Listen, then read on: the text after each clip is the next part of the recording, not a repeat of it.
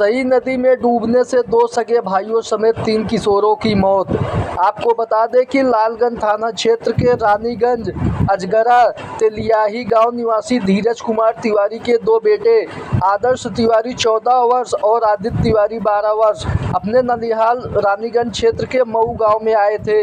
बुधवार को दोनों भाई एक अन्य किशोर शिवम पांडे 16 वर्ष सई नदी में स्नान करने के लिए गए हुए थे। रानीगंज थाना क्षेत्र के मऊ गांव में सई नदी में स्नान करने गए 2 सगे भाइयों समेत 3 किशोर गहरे पानी में समा गए। शोरगुल मचाने पर लोगों ने पानी में छलांग लगाकर उनकी खोजबीन शुरू कर दी। काफ़ी देर बाद तीनों का शव बरामद कर लिया गया। घटना के बाद परिवार में कोहराम मचा हुआ है।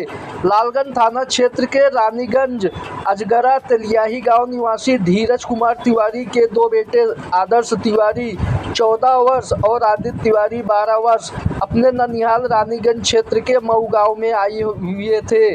बुधवार को दोनों भाई एक अन्य किशोर शिवम पांडे 16 सई नदी में स्नान करने के लिए गए थे। नहाते समय तीनों गहराई में चले गए और डूबने लगे। यह देख साथ में स्नान कर रहे बच्चों ने शोरगुल मचाना शुरू कर दिया।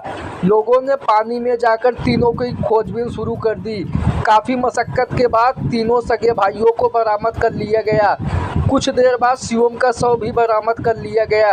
घटना से परिवार में कोहराम मचा हुआ है। दोनों घरों के बुझ गए चिराग, आखिर अब कौन बनेगा बुढ़ापे में माँ बाप का सहारा।